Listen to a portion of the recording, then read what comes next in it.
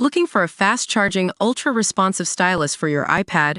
Meet the 2X Fast Charge Active Stylus Pen, designed for 2018 to 2025 Apple iPads. Take your creativity and productivity to the next level.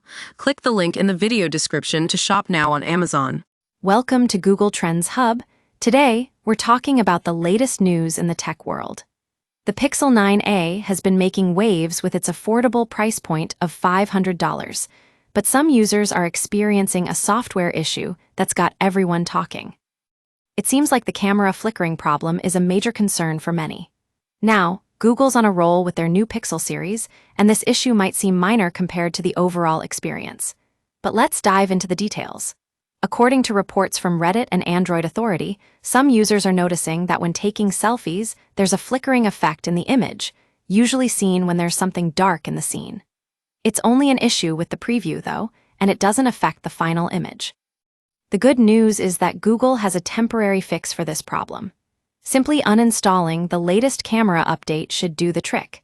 You can find these steps in Settings, under your Applications section, and then select the camera app to remove any updates.